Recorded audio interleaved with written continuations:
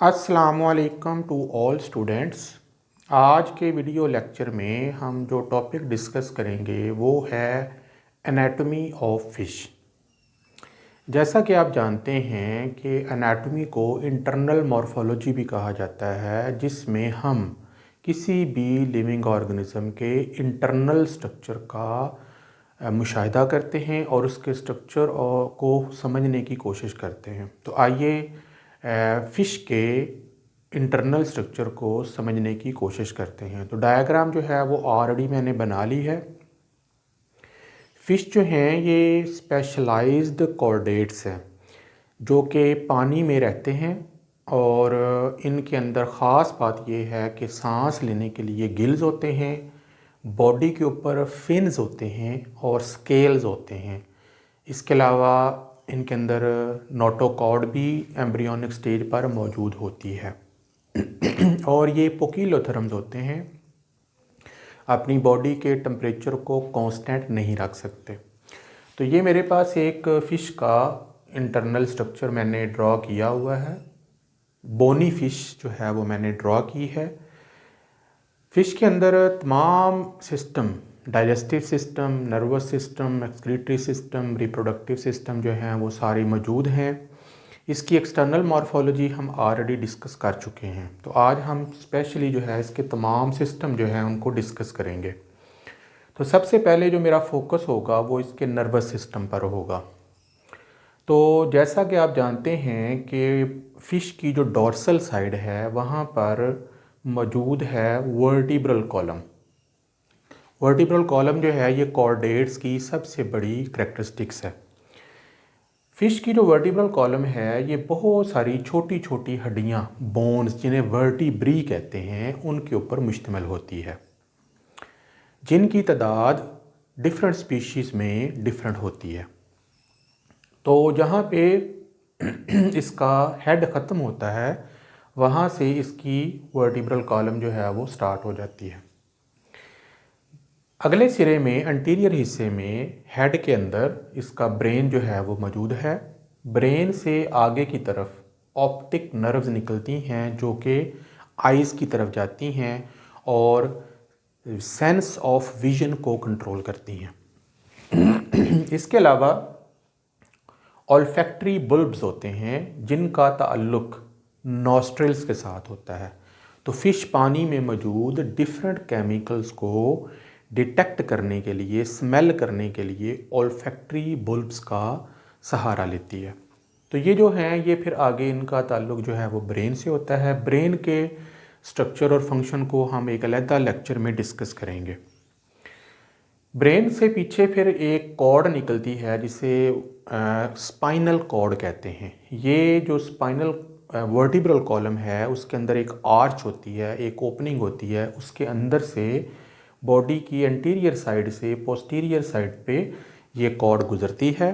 इसके अंदर से फिर स्पाइनल नर्व्स निकलती हैं जो पूरी बॉडी में इनर्वेट कर जाती हैं और बॉडी के डिफरेंट फंक्शन को ये रेगुलेट करती हैं। उसके बाद हम आते हैं इसके डाइजेस्टिव सिस्टम की तरफ। डाइजेस्टिव सिस्टम में एंटीरियर सिरे पर फ़िश का माउथ होता है। माउथ लीड्स करता है फेरिंग्स में, जो कि इसका गला है, और फेरिंग्स लीड करता है इसोफगस में, जो कि ग़ज़ा की नाली है। फ़िश जो है ये आम तौर पर इंसेक्ट्स, एल्गी, सीवीड्स, प्लांट्स और जो कार्निवोरस फ़िश हैं वो गोश्त भी खाती हैं, दूसरी मछलियों का और दूसरे जानवरों का। तो वो जो फूड है वो इसोफगस से गुज़रती हुई स्टमक में आ जाती है। स्टमक जो है उससे फिर एक लंबी सी ट्यूब निकलती है जिसे इंटेस्टाइन कहते हैं या इंटेस्टाइन भी बोला जाता है। उसके साथ एफिलिएटेड होती हैं पाइलोरिक सीकी, जो कि आमतौर पर एंजाइम सिक्रीट करती हैं जो कि डाइजेशन में हेल्प करती हैं। इसके साथ ही इसका लिवर मौजूद है। लिवर के साथ गॉल ब्लैडर है, साथ ही पैंक्रियाज है। और आपको पता ही है लिवर बाइल प्रोड्यूस करता है जो कि गॉल ब्लैडर में स्टोर होता है। पेंक्रियाज पेंक्रियाटिक जूस पैदा करता है। ये सारी चीज़ें ग़ज़ा के मुख्तलिफ़ कंपोनेंट्स को डाइजेस्ट करने में इस्तेमाल होती हैं, जैसे बाकी एनिमल्स में होता है।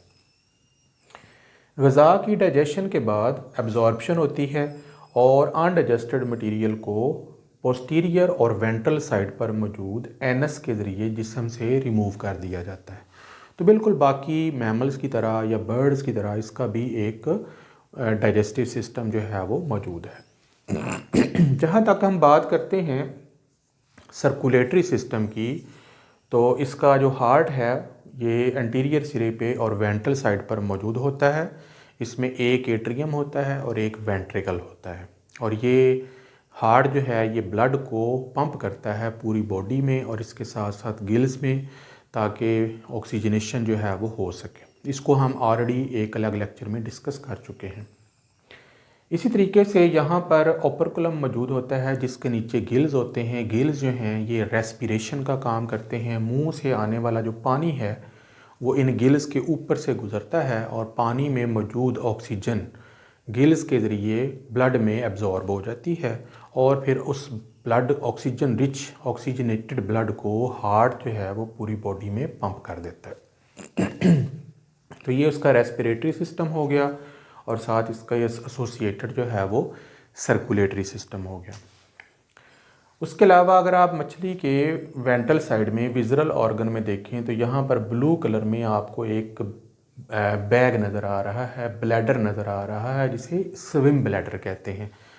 स्विम ब्लैडर में एयर भरी होती है, या तो कुछ ग्लैंड्स होते हैं जो एयर को सेक्रीट करते हैं, या फिर मछलियाँ जो हैं हवा जो है उसको गल्प कर लेती हैं मुंह बाहर निकाल कर पानी से। ये जो ब्लैडर होता है जब इसमें हवा भर जाती है तो ये मछलियों की बायोंसी को रेगुलेट करता है, यानी मछलियाँ पानी में तैरेंगी या नीचे सिंक कर जाएंगी। दोनों सूरतों में इसको इस्तेमाल किया जाता है। इसके ऊपर भी मेरा अलग से लेक्चर अवेलेबल है। बिल्कुल स्विम ब्लैडर के ऊपर ही तरफ यहाँ पर इसके किडनीज़ मौजूद हैं। किडनीज़ जो हैं वो मुख्तलिफ़ फ़िशेस में, मुख्तलिफ़ एनवायरनमेंट में रहने वाली फ़िशेस में मुख्तलिफ़ तरह के होते हैं। कुछ के ग्लोम जो हैं वो बोमन कैप्सूल होते हैं, कुछ के नहीं होते।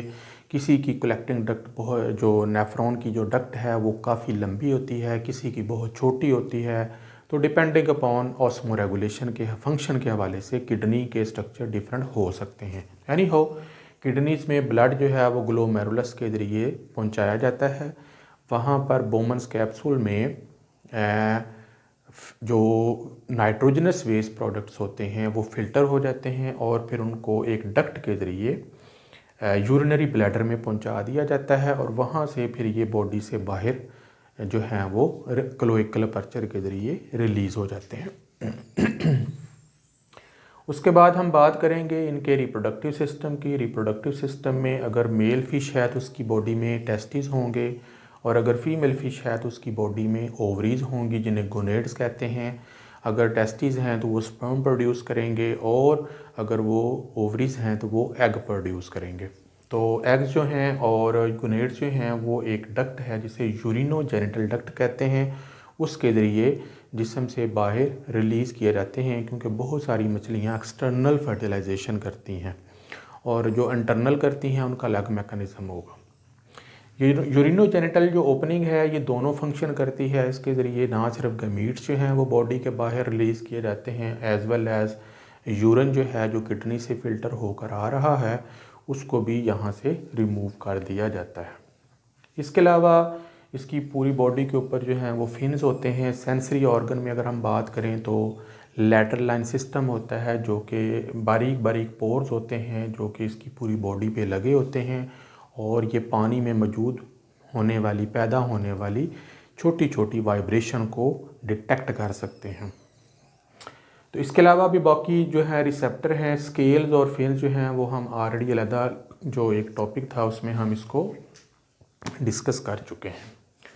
तो आज के लिए इतना ही। नेक्स्ट लेक्चर तक के लिए इजाज़त दें। अल्लाह हाफिज़।